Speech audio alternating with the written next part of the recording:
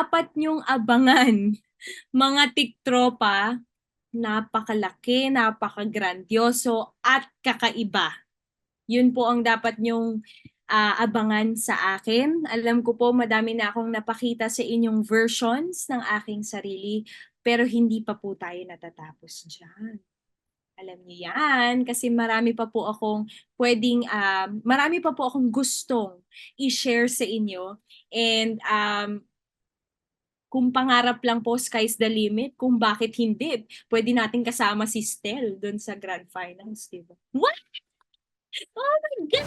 Ang dapat niyo pong i-expect sa performance ko is um, nababasa ko rin po to sa mga comments kasi nababasa ko po na wala raw pong bago and ano daw pong maipapakita ko pa. So, nagkaroon po ako ng idea dahil sa comment na yon. Kaya maraming salamat po sa comment na yon. So, ang i-expect nyo po sa Grand Finals is yung hindi nyo pa po nakikita sa akin. Abangan nyo po yan mga tiktropa ang aking ipapakita sa Grand Finals. Dahil dito po ako magte-take ng risk magbago ng genre. Nako, hindi natin alam kung anong mga mangyayari.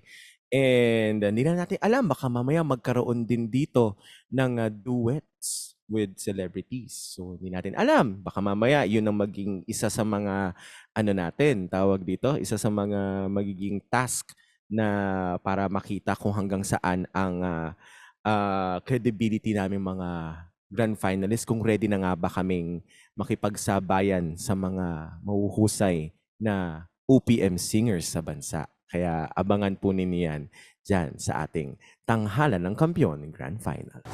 Yun po yung kailangang abangan ng mga manood. Yung expectation nila, yun po yung kailangang abangan nila. And syempre, secret muna para ano.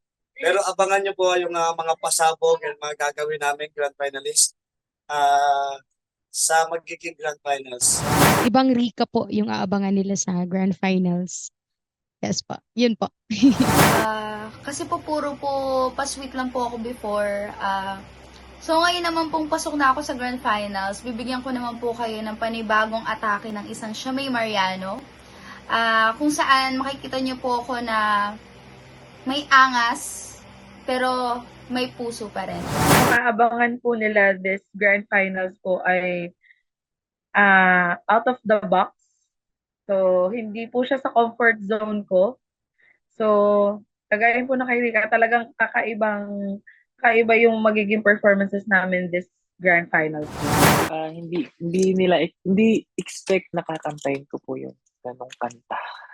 Ayun po. Abangan. Sini-invite po namin kayong mga viewers na sumali sa Kampiyon Ko Yan promo. Piliin niyo lang ang isa sa aming mga finalists at pag nanalo ang champion na sinusuportahan nyo, may chance kayong manalo ng 20,000 pesos. Sali na mga tiktropa, pumunta lang sa official Facebook page ng TikTok Lock para sa kompletong detalye.